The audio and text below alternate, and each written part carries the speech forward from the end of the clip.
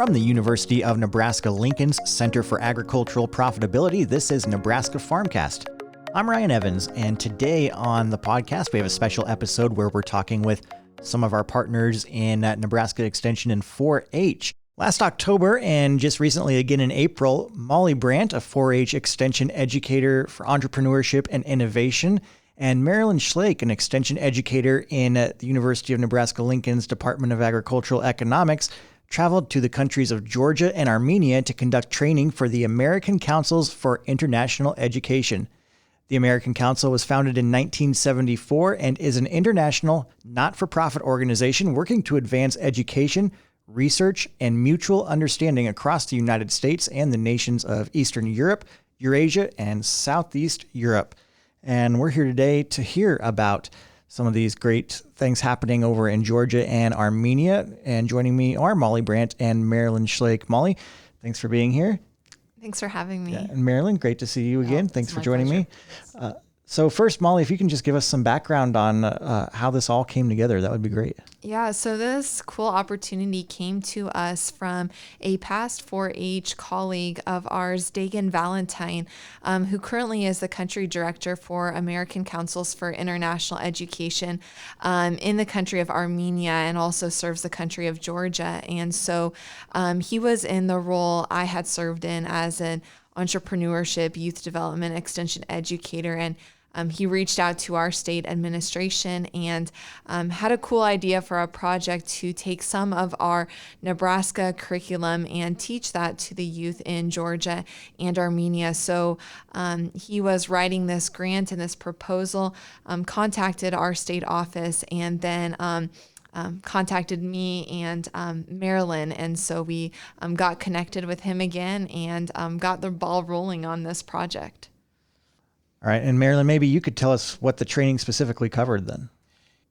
Well, actually, we took the Entrepreneurship Investigation curriculum that we had written here in Nebraska for the 4-H department, and it was written for middle school students. And so what we had to do is translate it over into Georgian or Armenian, and we worked with the councils there to do that translation, but we needed to put together the curriculum to teach the teachers and to make sure that they were well versed in the curriculum and felt very comfortable going out and working with their youth then. And so translating that, putting all the curricula together in a teacher's manual that wasn't present before, and trying to figure out how best to deliver this, and it was very intense. We had 3 days of training from 10 to 6, and it was in Georgia. We had 12 participants, I believe. 10, okay. Yeah. And then in Armenia, we had, I think, about 18. Mm-hmm. And so it was very much experiential, and Molly's going to talk a little bit about that, the focus and what they asked us to do, but creating this learning opportunity for these adults so that they felt very comfortable teaching the youth when they went back to their rural regions. So with the curriculum too, we really wanted to focus on the experiential learning portion of it. And so as Marilyn and I took the activities and the background, we had to think through it, not through only the Nebraska lens, but thinking through the international lens and what would be relevant. And so another thing that was really important to Dagan and the purpose of this project was making sure that we were teaching youth or teaching teachers how to teach youth experientially. And so through this, we created many hands-on activities that we coordinated or we added on to this program that had been developed by Marilyn here at Nebraska. And one other thing that was really important with facilitating this training was making sure that we had the youth development at the core. And so with 4-H, that's what we do, positive youth development.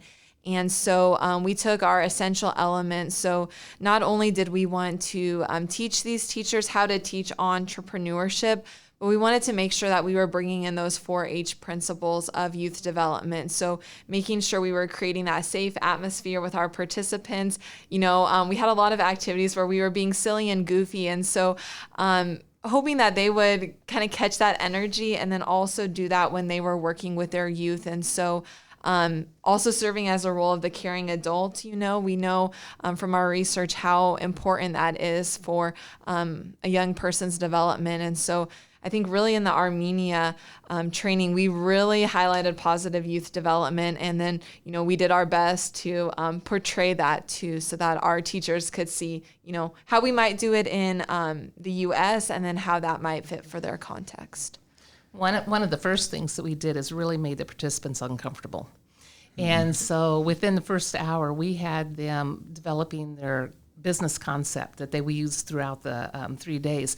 But we asked them to think like a 12-year-old and to think of their hometown and what they could do as a 12-year-old to create a business. And so it was challenging for them because, as Dagan had mentioned and Molly mentioned here, is that most of their education is by lectures and rote memory. And so this experiential learning was a totally new concept for them. How was that embraced? By the end of the training, we had hugs, we had applause, we had people that were sharing these wonderful stories, and they were so excited to go and work with a student. The training that we just had in Armenia, they're just going to start kicking off and working with the students. But in Georgia, we get to see the pictures of them working with the students on Facebook and to see the products that they create, to see the smiles and the interaction that they have with the community members. It's a really affirming and positive experience for us to see that happen. What a great opportunity to go take what you know and do every day with Nebraska Extension and 4-H here in the state and taking that overseas to Georgia and Armenia. So what were some other experiences that you'll remember from these trips or things that you took away as gratifying when you got back? Yeah, so I think with both of the countries, they're right next to each other. Marilyn and I kind of assumed from our Georgia experience that, Armenia would be very similar, but I think just the daily kind of agenda that we had was very different. In Georgia, every evening, it was a smaller group that we trained. We had supper with them every evening, and it was very family style, all the food on the table, lean over and reach over. That's not rude there. And so I feel like in Georgia, we really had that community atmosphere in a different way. And in Armenia, we got to do some cool opportunities. We went dancing. I think Marilyn might talk a little bit about that. Saw the mountains, and we were able to get out of the country, even though it was a very quick trip, both of them. Just gone about 1 week with travel built into that. So we got to see a little bit more of the countryside in Armenia, and that was one of the things I really liked. Yeah, how about the cultural experiences? You mentioned dancing, Molly, and Marilyn, you might have a story about that. Yes, that was a fun experience. They have this area, it's called the Cascades in Armenia, and that's kind of where they have the community that comes together. And the last Friday of each month during the summer, they have the Armenian dance troupe come and teach people how to do the ethnic dances. And so you had individuals from all ages that are out in this park.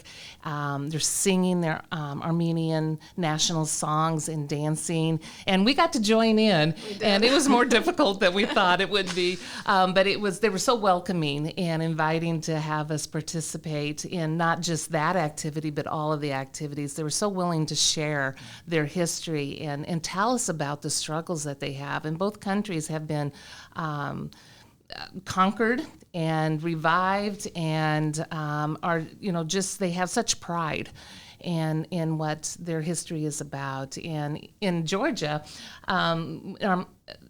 Molly talked about the dinners that we went to. They're called supras.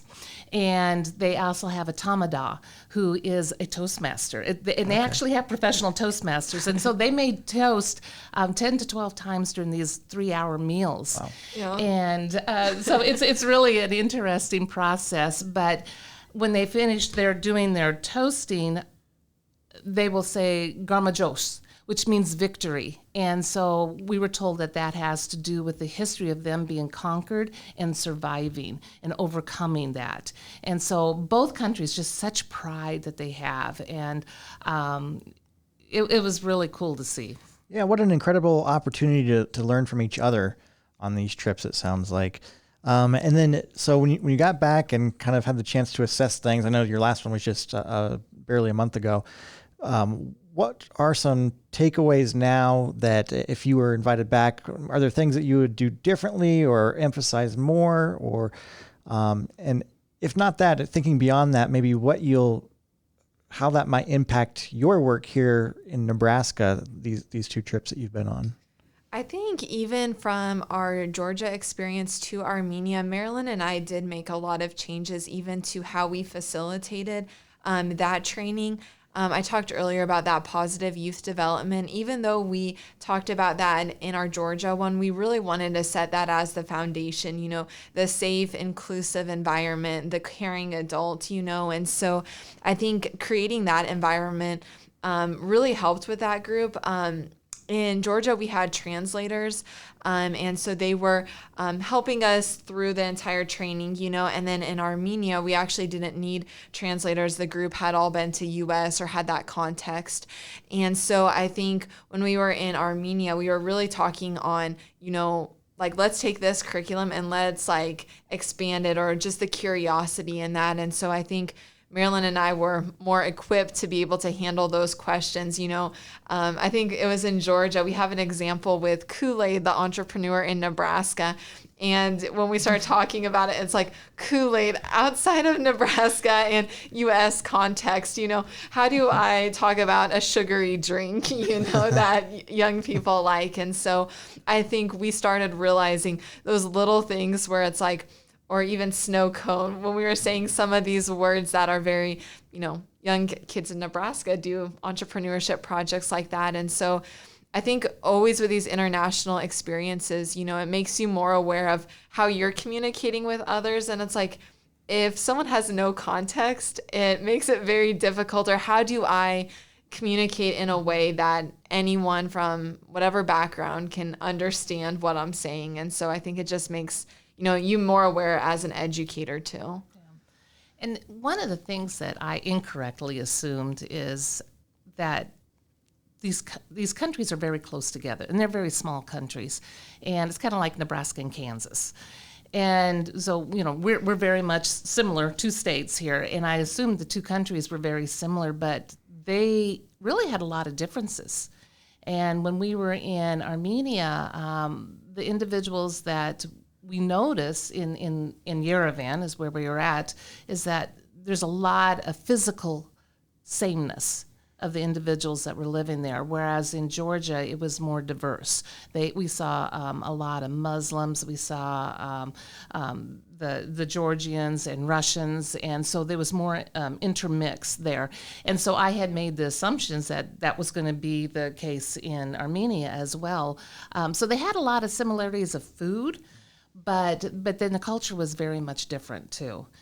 So that kind of makes me think about here in Nebraska, where we do have a lot of sameness across our state, but we also have communities that have nuance of culture that we really need to, when we're working with communities, think about that what makes that community special? What are those assets? What are the people, the history there that we need to lift up a little bit more and appreciate that?